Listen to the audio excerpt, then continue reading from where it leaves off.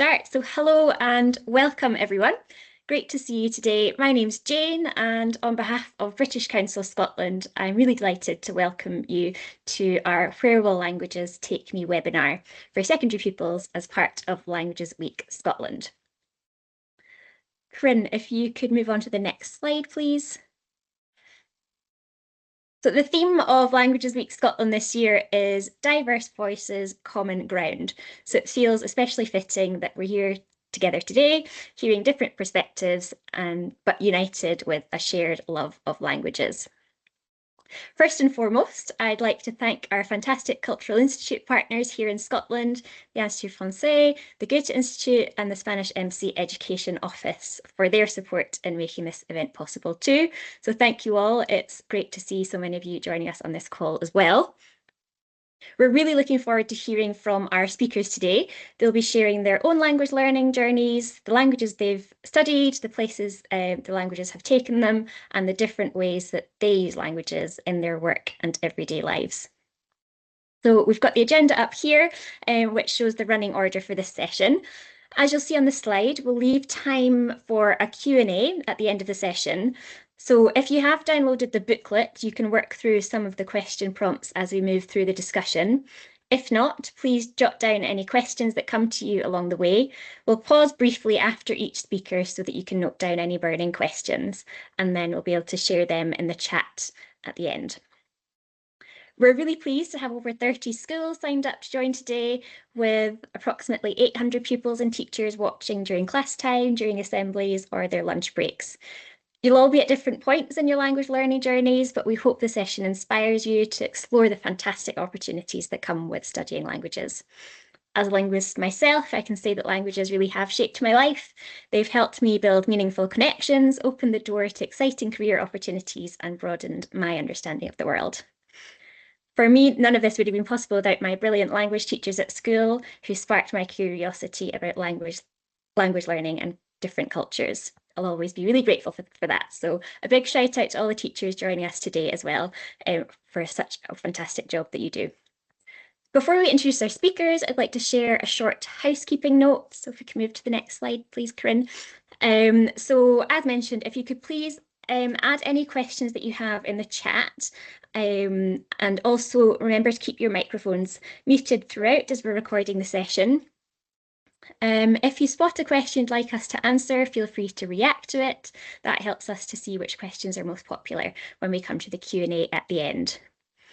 Just a quick reminder as well, not to share any personal details in the chat. And I've also included my contact details in case you have any follow-up questions after the session. Next slide, please, Corinne.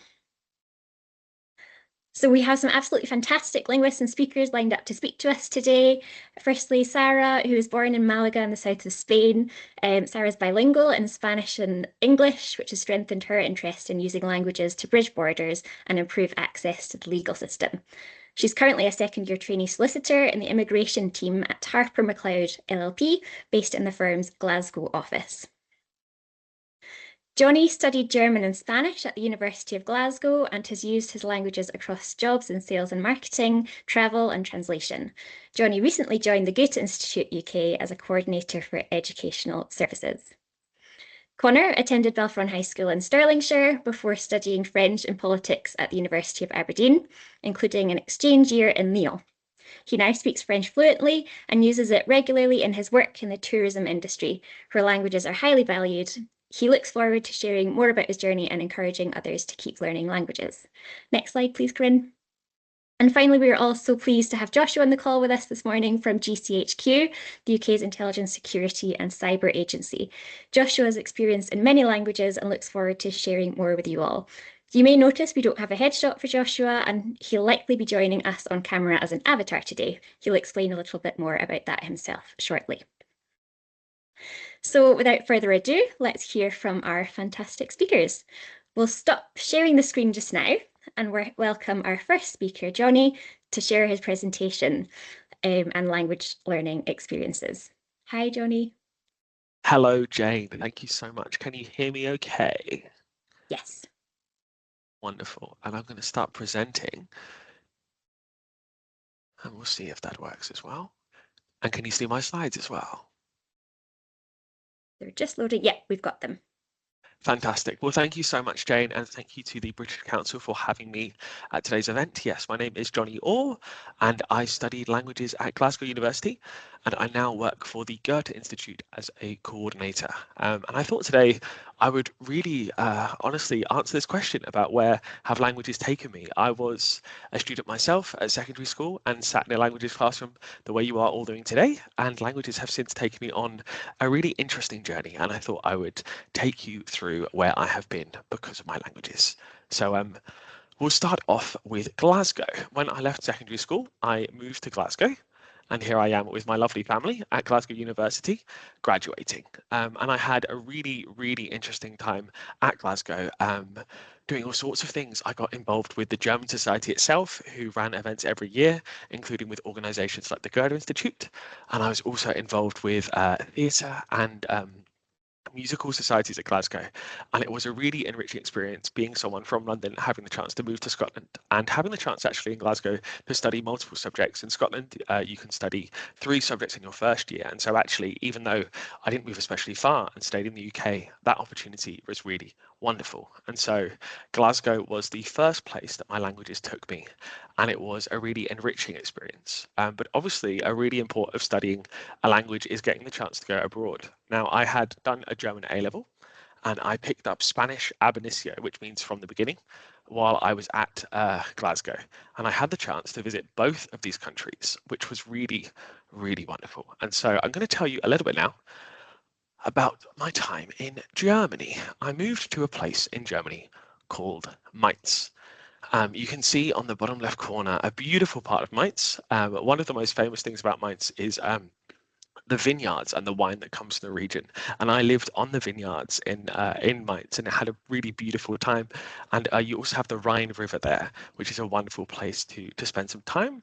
I was studying at the university, which was the Johannes Gutenberg University, and I got to study a really amazingly broad range of courses. Now, when you're in the UK studying your languages, you're pretty limited in what you have to do. You have to do your language classes, your culture classes. When you go abroad, you can do a huge variety of stuff. And so I studied German courses and Spanish courses, which is a good idea. But I also did courses on Shakespeare and poetry and linguistics and language acquisition. I studied Italian in German, which was really hard actually, but I had a really amazing time. And while I was there, I had the chance to visit loads of other cities as well. I went to Heidelberg, I went to Cologne, and I got to really, the main thing that was really amazing was I got to meet amazing people. I was living with a flatmate from Spain, another flatmate from Turkey, and I had close friends from France. And also, yeah, from Germany. And I have had the chance since then to have these friends come and visit me in Glasgow. I visited friends I made there in Spain. I have had romantic relationships that have ensued from my time in Germany, and the enrichment that came from that time in my life was really profound. And I achieved a really high level of German, which I now use every single day at work. So I can't really overstate how wonderful and important this experience was for me. Um, Now, what's lovely about doing 2 languages is, of course, that you get to go to 2 countries if you're very lucky. And so I then moved to a lovely place called Jativa in Spanish, or Xàtiva, which is in the Valencian community in Spain. Spain is divided up into half a dozen communities, and I worked at a place called the Escuela Oficial de Idiomas, which is the official languages school, which is a governmental organization in Spain promoting languages. Similar to the British Council, actually, in that they teach languages as well. And as you can see, Jativa is a very mountainous place, so a really different environment to the city in Mainz, and it's famous for its castle. And I had a really interesting time there doing something really tricky, which was teaching German in Spanish. It was very complicated, but it was really, again, a wonderful opportunity. I got to visit places like Valencia pretty often, but I also went to Granada to visit a friend that I had met in Germany. So you can kind of see how these experiences sort of start to feed into each other as well. How moving to Glasgow led to me being able to go to Mainz, and then meeting people in Mainz meant that when I got to Spain, I had also met more interesting people, and those connections meant that I got to have a lovely holiday and a little break from my work. Anyway, Valencia was really wonderful. And when I returned from there, I finished up my degree in Glasgow, which was really fantastic. And I had a lovely final year or so there. And then I moved into the world of work. And that was pretty interesting too. So you can see a couple of places here that I found myself, not all physical, but digital spaces as well. When I got back to Glasgow and graduated, I started working in sales and marketing for a company called Orjo, and they are a sales and marketing agency. And I worked in sales for 2 years and had a really interesting time. I had clients that I was working with who were based in the USA, who were based in Switzerland and across Germany and Austria, speaking German with those clients every day. I was also speaking to Spanish speakers as well as part of my job. And in the meantime, on the side, I would occasionally have to do interesting things like a translation project came my way. So I worked for ITV and did a translation for them from German into English for a documentary, which was really fascinating. And as part of this job, I was also working in the travel agency, the travel industry, sorry. And that was really wonderful in the sense that people who work in the travel industry often speak lots of different languages and often have had very rich cultural experiences. And so through my work in sales and marketing, again, I got to meet lots of interesting people. And I even found myself really a massive surprise to me. One of the places that it took me in like LinkedIn videos and social media videos promoting the work we were doing. Now, my journey in sales and marketing was one which lasted around about a year and a half. However, languages were always the field that I was most excited about and the thing which I was really passionate about. I remember being a teenager in a language class and always putting my hand up first and falling in love with German culture and Spanish culture. And the opportunity came up recently for me to start working for a cultural institute, which is the Goethe Institute. And so that opportunity presented itself to me actually only at the start of this year. And so I joined the Goethe Institute at the end of January and have been working as a coordinator for educational services. If you don't know what the Goethe Institute do, we promote the German language and culture and intercultural kind of conversation between different cultures, essentially. And it has been a real pleasure to join their team. And as part of this role, I get to spend time in Glasgow, where I'm still based, and also in London. And if we move forwards to my final slide, or penultimate slide, I should say, I will be visiting 4 cities this year as part of my work. So we've got London in the top left corner. We have got Leipzig and Berlin on the right-hand side. And then we also have Birmingham as well. And I'm going to get the chance to go around the UK working with teachers, working with students, and working with all sorts of different people on and in German and the promotion of the German language and culture. And so my languages have already taken me to really fascinating places, as you can see, and had, as Jane was saying, a really profound impact on my life. I think that as wonderful as this traveling is, I think the things which are really enriching about languages are the relationships we develop with other people, both personally and professionally. And I think also when you get to work in a languages field itself, the work itself can be incredibly meaningful. And I think that the work I've had the chance to do, whether it's been in translation or in sales and marketing, I think that the chance to work on and develop your languages, languages are also something which you have a relationship with, I would say. It's almost like a craft in the way that people who are artists or musicians work on their craft every single day. Language is also a kind of a lifelong skill that we develop. And so having that relationship with a language really gives you a sense of purpose, I would say, and really gives you kind of a feeling of competency and self-esteem. It does amazing things for you to be able to express yourself clearly in a second or even a third language. And so I would say that languages have changed my life in some really fundamental ways. Some of the people I have met have absolutely changed the trajectory of my life, and it has been a real pleasure to go to these different places, and I'm really looking forward to seeing where my languages take me in the future. But for now, I want to thank Jane and the British Council for having me, and I want to thank you all for listening. And if you have any questions, I look forward to answering them later. Thank you so much. Thank you so much, Johnny. That was such a brilliant presentation, and your enthusiasm really is sort of infectious. We could tell just how much languages mean to you. And yeah, it's great to hear about all the stories and sort of meeting amazing people, but all the fantastic work opportunities that you've had to and travel, and not to mention the challenge of learning Italian and German as well. Different sort of brain pathways working there. But thank you so much for sharing. I would encourage you all to just take a few seconds to note down any questions that come to mind. Please pop them in the chat, and we will come to those at the end of the session for our Q&A with the speakers. So just take a few seconds to do that now, whilst everything is fresh. And in the meantime, we'll maybe ask Connor to set up his slides for his presentation. Hi, Connor. Hi there. Apologies for lateness. Can you hear me okay? We can hear you perfectly. Perfect. I'll just set up my slides there. Also, you might notice I've accidentally got the Institut Français in reverse image. If you want to see how it's meant to be, look at Charlotte's screen. That is the way it's meant to be round. I'm not that technically gifted, unfortunately, but I will just start setting up my slides right there. Just to reassure you, it's showing the right way for us as viewers. Excellent. Well, that's fine then. That counts then. Again, emphasizing the point I could probably do with some technical training in the future. But I'll just set this up. Can you see that okay? Yeah, that's great. Thanks, Connor. Excellent. So yeah, just a bit of background about myself there. So I have picked up French throughout the years. That's the kind of language that I have chosen to go with. And it all kind of started just as a snowball effect almost. A bit of background then. So I was in high school at Balfron. Is there anyone from Balfron High School listening? A shout out to them in kind of southern Stirlingshire. And when I was there, I started taking French as one of my subjects. I took it all the way from first year to third year, and I thought, you know what, it'd be a shame to stop now. So I took it for my National Fives, and then took it for my hires, and then took it for my advanced hires.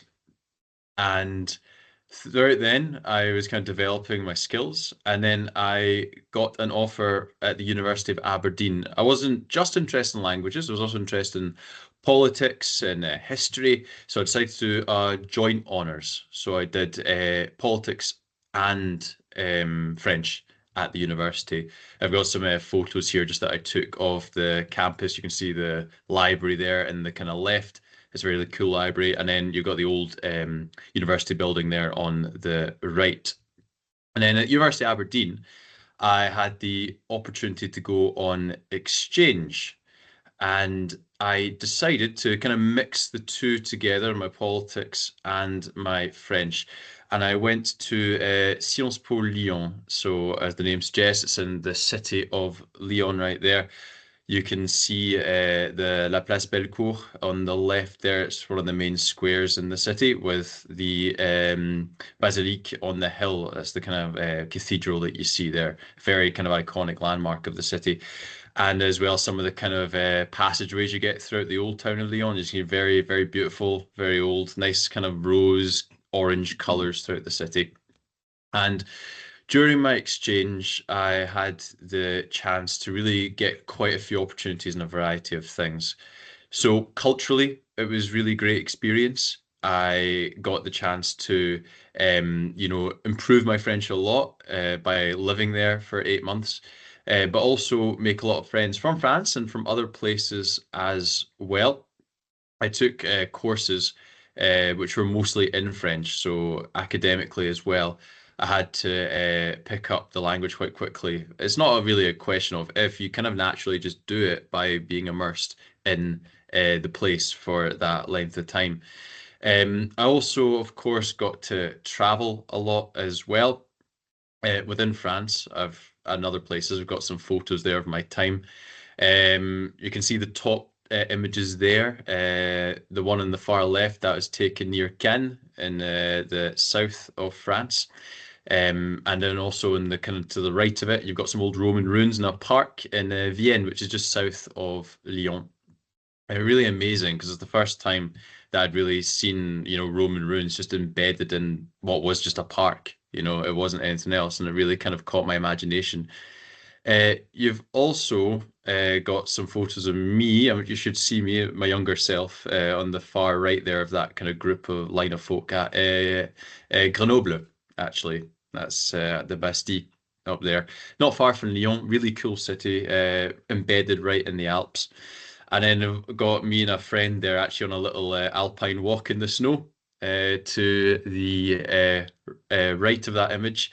I would recommend wearing better boots than what we're wearing that day. Probably wasn't the safest option, but as long as you're well equipped, really fun. Because Lyon, if you're not aware where it is, it's just next to the Alps, not quite in the Alps yet, but you can see them from the high points of the city.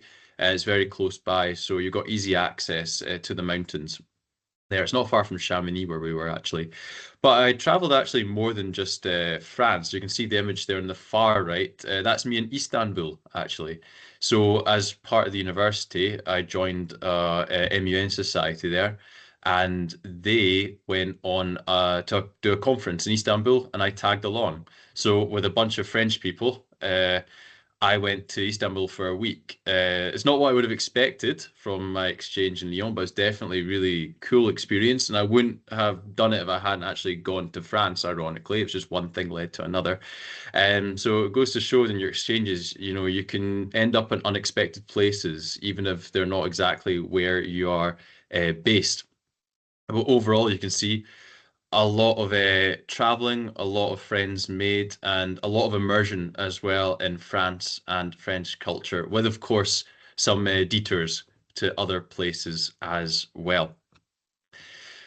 Now, cut to where I am right now. So I finished my undergraduate in 2022, and then I moved just a bit afterwards to Edinburgh, which is that lovely photo you see right in front of you, with my partner. And I was looking, of course, for a job, maybe related to politics, maybe related to languages. And Edinburgh, quite well known for tourism. So I applied for some tourist jobs, and I picked up one pretty quickly at the Scotch Whisky Experience just next to the castle at Edinburgh. There were other, kind of reasons for getting that job. I had a bit of experience public speaking before, but one of the clear advantages that I had compared to other candidates was the fact that I spoke a foreign language. The tourism industry is really keen on people speaking other languages, and you do stand out on your CV and in the interview if you do have that other language. And from my time working there, I can tell you there's a lot of tourists from many places, not just French, where I was most useful, also Italian, German, Spanish, also quite a lot of languages from Asia as well, if you ever get the opportunity for Chinese, Japanese, Korean, a lot of tourists from those parts of the world as well. But just from the French side of things, I can tell you that we get a lot of French tourists, not just in Edinburgh, but in Scotland. And speaking French has been very, very useful in that job. It's often been the case where I'm the only person in the building that actually spoke French that day. So I would be the only person that could translate what some French people were saying to my colleagues and to my bosses. So in that sense, incredibly, incredibly useful. As well as that, I've got a volunteering position as well as a conflict analyst. It's more to do with the politics side, but there's a lot of crossover with the fact that I speak French because I'm focusing a lot on Central Africa, where the lingua franca tends to be French, actually. So a lot of the things I'm tracking, a lot of things I'm looking at are written in French. So again, the language very, very useful and in that role as well. Now, I suppose I would summarize and just say briefly the kind of three areas where I think learning a language matters. There's the social element. Learning another language allowed me to meet other people that I wouldn't have met otherwise, and I wouldn't have been able to communicate all the time with otherwise. It's not just a case of, basic levels of English or French. It's the fact that if you speak one or the other, if you kind of learn it more deeply, you have more complex communication. It's not just about asking directions, making friends. It's more than that. So definitely socially as well. And also indirectly from my exchange, meeting people from other parts of the world, because I went to exchange for the French, maybe from France, but also, Turkey, Germany, Spain, and other places. Culturally as well, it's really valuable having that cultural experience. Learning another language. And if you get the chance to go on exchange, if you go to university or any other reasons to go abroad, it's a great experience to get that cultural, see that cultural difference and kind of learn the different cultural ways you can get in other countries. Also professionally, as you've seen as well, learning that other language or more than one other language can open doors and give you advantages against people that are maybe just monolingual. So it's very, very useful in that regard as well. With that being said, I hope that that kind of lent you some ideas and some reasons why you should be learning French or any other foreign language and why it is such a good experience. Hope that worked. Thanks so much, Connor. That was fantastic. I think your photos, particularly of Leon, were absolutely beautiful and definitely made me want to visit. So thank you for sharing your stories. And I think those 3 points, socially, culturally, and professionally, really do hit home as well. As fantastic reasons to study languages. So thank you very much for sharing. I'll just pause here again and encourage those watching to put any questions for Connor and any of our other speakers in the chat, and we will come to those at the end. So whilst we're starting to do that, I will invite Sarah to come and share her slides. Welcome, Sarah. Thank you. Right, I'll give this a go.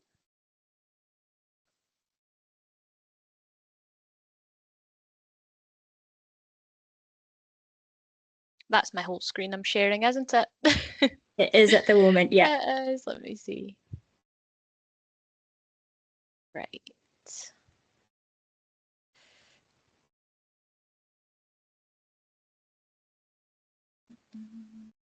Apologies, everyone. It's okay. Would you like us to share your side? Is that okay, Jane? Yeah, that would be great. I've tried to present in Teams, but it's not coming up for me.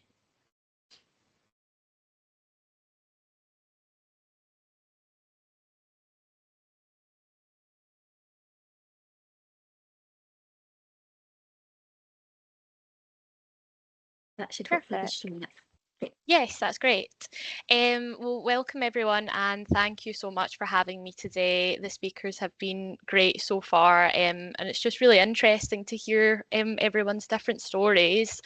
And now I've got the chance to shed some light on my own kind of experience with languages, and specifically Spanish, how it shaped my life and my studies, my career, and how it can hopefully shape yours too if you decide to pursue it. So if we go on to the next slide, my name is Zara and I was born in Malaga in Spain. I moved to Glasgow when I was 3 years old. So languages have always formed a huge kind of part of my identity. And then when I got to high school, I studied both Spanish and French at National 5 and higher, and I did advanced higher Spanish as well. And when it came to choosing what I wanted to do at university, I knew that I really wanted to keep improving my language skills. So I went on to study at Strathclyde University in Glasgow, and I completed the Scots Law LLB with Spanish, and I also did a postgrad, which is the diploma. It's generally what you need to qualify as a solicitor in Scotland. And then I joined Harper MacLeod. It's a Scottish firm in Glasgow, and I joined in 2024 as a trainee solicitor in the immigration law department. So I'm now in my second year, and I'll be qualifying in September, fingers crossed. I'm still in a role that really links law and languages together, which is great. But I think the first time that I really started to appreciate the impact that learning a language could have was when I travelled to Nicaragua in Central America. So if we move on to the next slide, I've got a couple of photos. Mind you, the first two aren't mine. The third one of the monkey in the cloud forest is. So I travelled there during my third year in high school to complete a World Challenge expedition. So it was a group of about 20 of us that travelled there. And we did various expeditions for the first week. But then in the second week, we moved and turned our focus onto helping a local community just outside of Granada, with the aim to renovate a school there. And I think what really impacted me at that point was the kind of conversations that I was able to have with teachers and pupils as well. Just the fact that I was able to use Spanish to communicate, and this provided me with this first-hand kind of insight into the way of living that they had, and it was just an incredible opportunity. Then my next slide just kind of talk you through my university career. So throughout uni, I studied quite a full range of classes with a focus on human rights and criminal law. That's when I wasn't quite sure what kind of law I wanted to go into, but I think I've found my preference now with immigration law. So during my honours year, my dissertation focused on international human rights law and its protection of Indigenous women in Canada.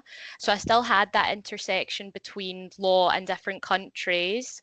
And learning Spanish at university was one of the best things I did, partly because of the variety of classes that I was able to study. So I had that mix of law and Spanish, but also because within those Spanish classes, I was able to tap into so many aspects of the Hispanic world in general, and that was culture, politics, history, and on a day-to-day basis as well.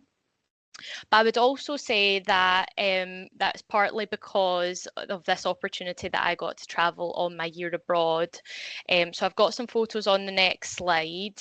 My Erasmus year was in Madrid, and it was one of the best years of my life. I'm actually nostalgic looking at these photos back and trying to look for them. So it was an experience that I could relive every single day. And even though I do use Spanish day to day with my family, that experience of living in a different city, as our speakers have already talked about, it just means learning how to have that independence and navigating all of these different systems in a new environment. So small things like transport or going to the shops to buy your food, they might seem really simple here, but then you're there and it's new and it's amazing. But those situations really build your language skills. And because I also studied law and Spanish at Strathclyde, during my Erasmus year, I had the opportunity to study Spanish law. So that was completely different for me. And I was in second, third, and fourth year classes, but it was an experience nonetheless. And I completely branched out, met so many people as well. I've got some more photos on the next slide. As I say, these are just making me want to book a holiday right now. So Madrid is an extremely diverse and vibrant, interesting city. And I think particularly after COVID, the opportunity to travel was just everything. I made some really meaningful friendships during my year abroad, and it's friends that I still keep in touch with as well to this day. And they all live around the world, which is a great excuse to go visit. But it was also a bit of an international hub, Madrid. So there was loads of times where I branched out and travelled to loads of other cities in Europe as well. I went to Lisbon, I remember, and we were able to just get a night bus, and it was like €10 or something. It was amazing. But it's absolutely an experience that I would recommend to anyone. So in terms of where I am now, still interesting, just in a different way. In my role, I get to work with clients in both personal and business immigration. So my job really lets me communicate with individuals of loads of different nationalities, cultures, who speak different languages, and that's on a daily basis as well. The work I do will help people secure visas to enter the UK and then provide help with those applications to remain here, but also help businesses to sponsor skilled workers or students as well to study here. And one thing I love about immigration law is that no two people's journeys are the same. So every day is different, and it's work that really demands that compassionate and personal touch, and language is a big part of that as well. A wee bit about Harper McLeod in the next slide.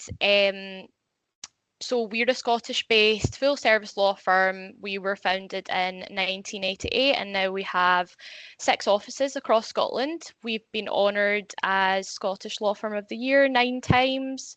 We have specialists in so many different sectors, including the space sector, which is crazy, and the opportunities that speaking Spanish bring, and working at this firm in particular. These have really go beyond the kind of transactional day-to-day work. So in the next slide, I've got a few kind of extracurriculars that I do. So when I arrived at the firm, because I got Spanish under my wing, I decided to volunteer to co-head the Spanish desk. So that's a part of our Harper McLeod Global Connections Network, and we use that to connect with firms all over the world, but Spain is one of those desks. I've also had a chance throughout these 2 years to connect with students, including international students, and if they're deciding to stay in the UK long term as well, we've been able to advise them on that. But that's over secondary schools, universities, and there's loads of law fairs that we attend, and we host work experience sessions as well. I was recently invited back to Strathclyde back in November to form part of their panel as one of their language graduates, and that's because I did law with Spanish, so I got to speak to students about the benefits of learning languages, much like I am now. But yeah, on a personal level, I think the more and more I travel, the more I realise how much Spanish has allowed me to have this understanding of other cultures and other languages, and it makes French and Italian that much easier as well in terms of understanding them. And just some final words on my next slide. So I think the skills that you learn from studying a language really do help you develop this strong work ethic and resilience as well. You know, it demands consistency, but there's something really, really special, at least for me in my job at the moment, about making someone feel comfortable because you can communicate in their native language. One of my key objectives I know will always be to try and find ways to enhance that access to the legal system with the languages. And from a personal perspective, I think it creates opportunity for you to be inspired, and it encourages you to travel as well. I think if you're considering studying a language, do so because it's rewarding. And I think in response to the question of today, where will languages take me? It will take you very, very far. Thank you so much, everyone.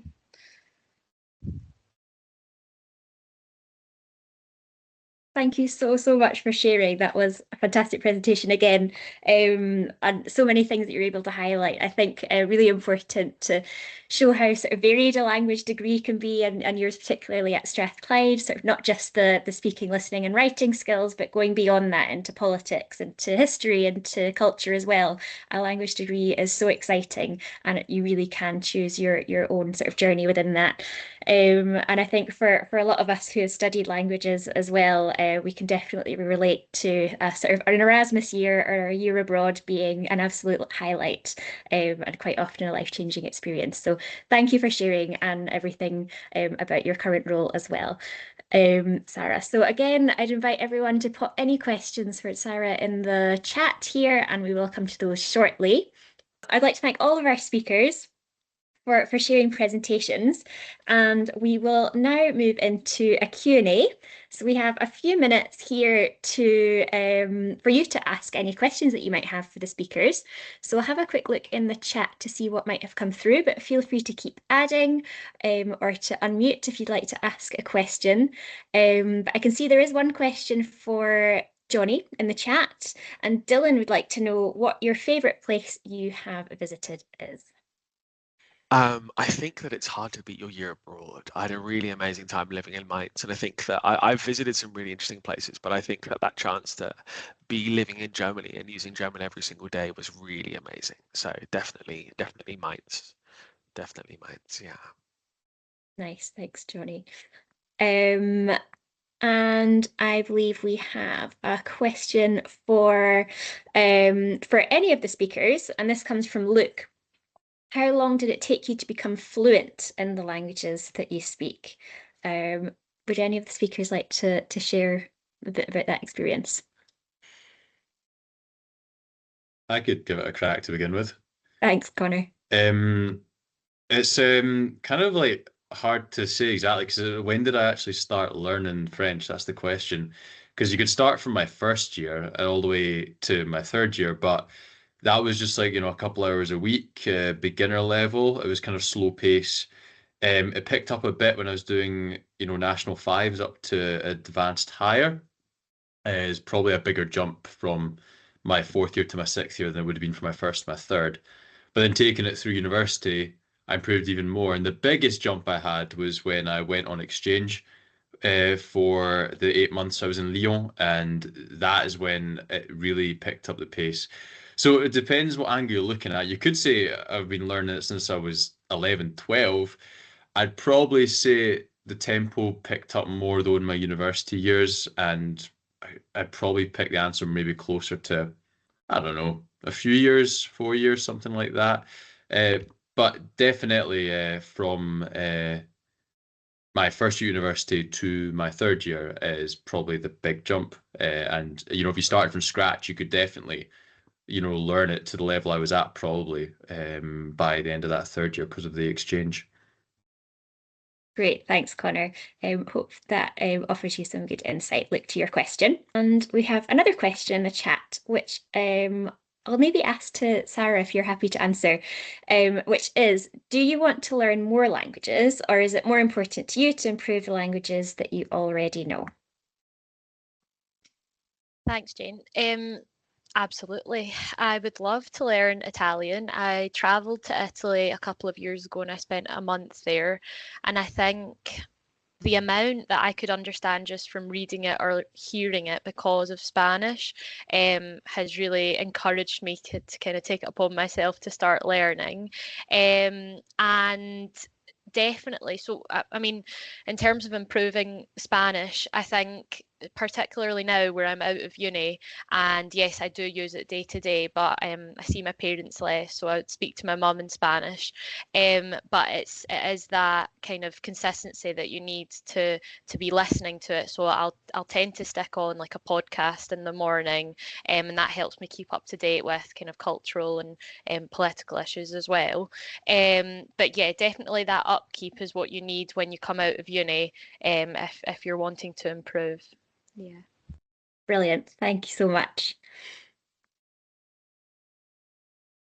Great. So I'm not seeing any more questions in the chat at the moment, and we've just got a couple of minutes left. So I'll maybe just share some final messages with you all and some onward learning and suggested activities for your language learning. So today this has been a Where Will Languages Take Me webinar, and there have been a few previous webinars run by the British Council as well, and we have a whole bank of videos on our website where we can share past videos and sessions that we've had with speakers sharing their stories. So I'll share a link with all your teachers after this call. Also to highlight that we are launching a Language Trends Scotland report on Thursday this week. So that's our other big activity for Languages Week Scotland. This shows the current situation for language teaching and learning in schools across Scotland. So again, we'll share a link with any of you that are interested in finding out more. We always have international school partnerships available at British Council, and we also offer the partner finding tool. So this is an opportunity to bring an international dimension into your classroom. You can find a partner school, filter by language, country, theme, and really take your learning global. So we do have opportunities to do that online, as well as two themed international school partnership opportunities at the moment. One is a UK-Ukraine partnership. Applications open for all UK schools across the UK. And the deadline is Monday the 2nd of March. And this unique programme supports UK schools to build lasting international partnerships with schools in Ukraine, and particularly to explore reading as a tool to expand horizons, build confidence and boost mental well-being. Throughout February, we also have the Celebrate Speaking Festival. This is a chance to show off your language skills. Either they can be languages that you're learning at school or languages that you speak at home. It's a virtual festival where you share with other young people and school communities using the hashtag Celebrate Speaking. And finally, if your school is interested in hosting a modern language assistant in French, German, Irish, Italian, Mandarin, or Spanish, applications will open on the 25th of February. Just move on to the next slide, please, Corinne. And now it comes just to say a final thank you to our wonderful speakers. So to Johnny, Connor, Sarah and Joshua, thank you so much for sharing your input today, your stories and your language learning journeys. Thank you also to our cultural institutes. We appreciate all that you do to connect us to German, French and Spanish language and culture. And we'd like to thank the teachers for all the brilliant work that you do to bring languages to life for your pupils. And finally, a big thank you to all the pupils who've joined us live and to everyone watching the recording. We hope the personal stories you've heard today have inspired you and that you'll carry on learning languages to discover where they can take you. As today's speakers have shown, languages really can open the doors to a world of opportunity and adventure. So thank you all so much for joining, and we'll see you soon.